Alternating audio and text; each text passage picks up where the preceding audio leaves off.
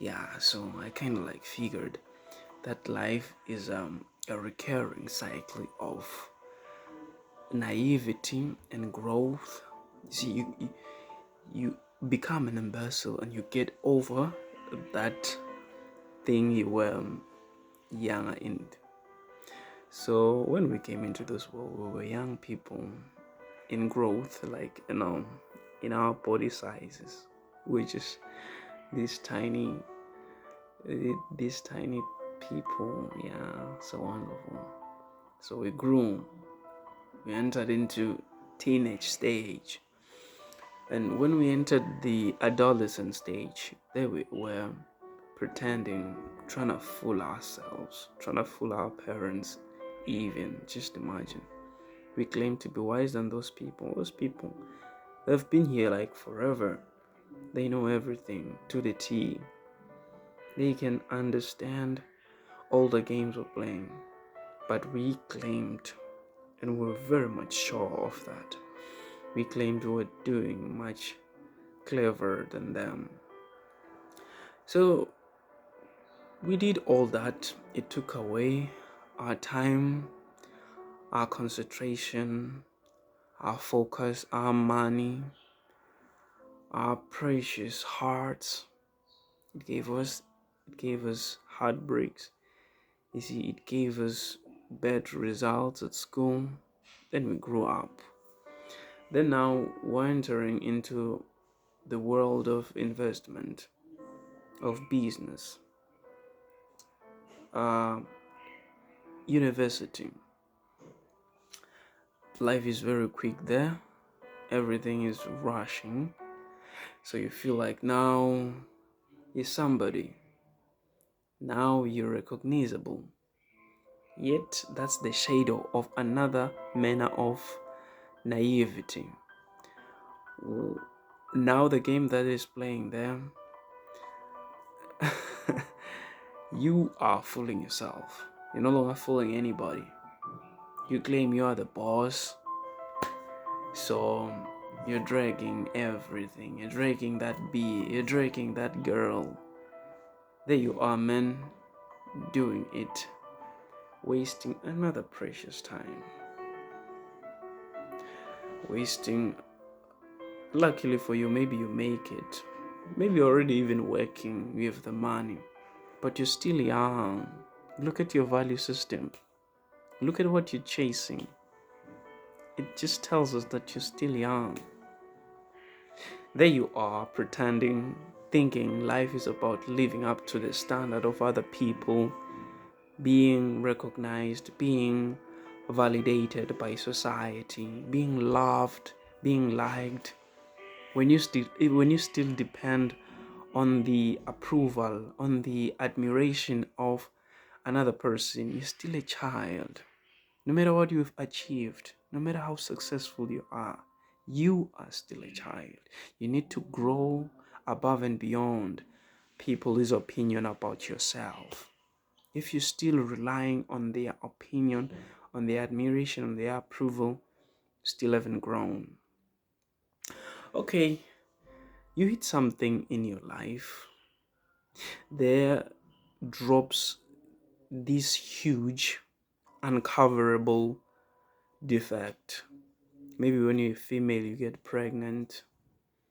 There's just something that happens. Maybe if you're a man, you lose that thing that earns you so much fame, that job. Men, you encounter those bills. Yeah, you just find yourself in great debt. You no longer afford that beer. So now you have to humble yourself. You have to walk at a slower pace. You grow again. Now you grow into an understanding that, oh, I can live without female. I can live without the crowd. I can just like disappear into nobody and still exist. A certain situation has forced you into that realization. Can live without a beer. Oh, that's cool. At least it saves me money. At least it saves me time. You've grown now. So now you just go after your own will. You see, like, you're no longer pressured or addicted to these things. That's growing. And then you enter into this perfect life you've always dreamt of. You have this dream, you have this wife, these children. It's all set now. You're just this bigger boss. Yeah, this great man. It's so wonderful. And yeah, this is it. If you're a critical thinker like me, man, you never get over the fact that this is it. Like, from the moment I entered this world, I was jumping around, full of life, very ambitious. This is just what I was seeking after. And you kind of like, no, there has to be something more. This cannot be it. No. I have children, I have family. What have I drawn into my circle other than responsibility? There is no substance in this. I'm just a slave. I'm just accountable of these responsibilities. I'm just an employee in my own courtyard. Then you think about it. And for some of us, we happen to feel this void a long time ago, and then we began searching for things much profound. Not like Buddha though, but we started seeking for things much deeper, things supernatural. Because, like, the way intricate it is in human nature not to be satisfied by life. Because when you look at life, it's a constant supply of, it maintains, it sustains. Life doesn't drags you to totality, to the T. No, it just keeps on giving you more and more. You keep eating every day. You cannot like eat one meal and then you're set for the rest of your life. No, you keep earning more cash, more cash. Even the billions, they are not like, oh, now I have enough cash in my bank, let me stop working. You find them, they are still working, they're still worried, they're still stressed. It's kind of like we cannot exist without bearing these consequences, without bearing these burdens. It's kind of like within our existence to keep, like, you see, battling a little bit of fear, a little bit of doubt, you see, an uncertainty of the future. We just keep on going in and off of that. So you fight that challenge, you win it, or you celebrate for that short period of time, and then you get into another new challenge. It starts again. It begins to be even more miserable than before. And that's the joy of human existence, I guess. But one gets to sit down. He gets to let everything goes around. Let the world pass him by. And things kind of like reversely. And study the occurrence of events. And ask him or herself, what's really happening here? Where am I really going with this train? Because this train is gonna hit a rock. And I will, you see, that will be it. It will be over with me. So I really need to work it out right now. And then, just like I said, most of us will reach that period perhaps when we're still in our 20s, because that's such a hyper decade. You see, moving on from 20 to 30, it's very hectic.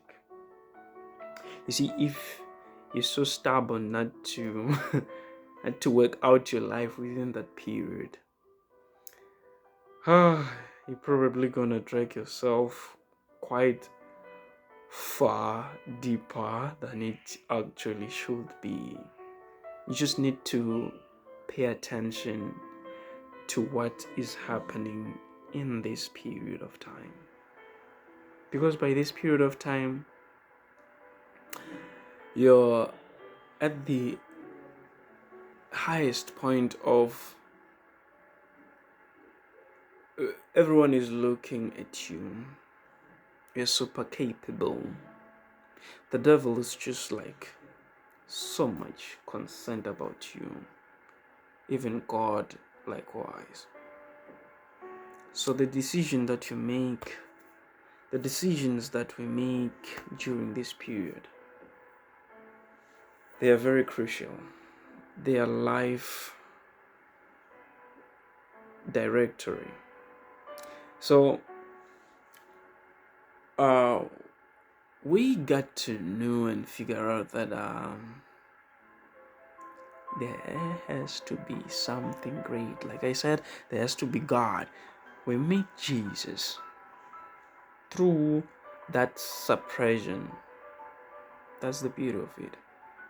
Some of these people get to drag it as far as reaching their old ages, and when they look around themselves, you see, when it's obvious that now I'm about to leave this place, some are still like young, not to see that I need to quit fighting for myself. Like I've been trying to save myself forever. From since I entered into this world, I ran to my mother's laps, into his breast. I found milk, and then I knew where to find food. It was me trying to save myself. And then I became a young boy. You see, I entered into some group, we did some crazy things. I was creating my own defense. You see, I needed some support. I needed some companionship. It was still me trying to save myself. You know, I heard the criticisms. I heard what people say is good. I then became serious with my studies. I excelled. I was still trying to save myself from criticism. I was still trying to save myself from a tragic future. You see, I did very great. I excelled. I passed. There I was, proudly stepping into college. I made some very different friends. I don't want to say a bad word. Yeah, I met some very different friends. And I was bored. Life was too much. And then I gave myself away to whatever was given to me, whether it's a bottle, whether it's whatever. I gave myself to it just to save myself from the anxiety, from the depression, from the exhaustion that I was carrying there. You see, my whole life is on my shoulders. At home, they are banging on me. I don't want to disappoint them, but what I'm studying, you see, what I'm working on, it's just not promising. And then I saw myself succeeding by the combination of good and bad. I appeared to be a conqueror, but honestly knowing that it really took me a lot, risking my life at certain times as we were going by the night, doing things, unspeakable things. It was me putting my life at risk, but I still survived. You're still young not to understand that there is grace still giving you the opportunity, the chance, still carrying you subtly, lifting you above your own infirmities, your own mistakes, your own stupidity. Still think it's you. That's the level of youngness that is still at work. You still need to grow. But since as physical as we are, it always looks like it's us doing what we can always do.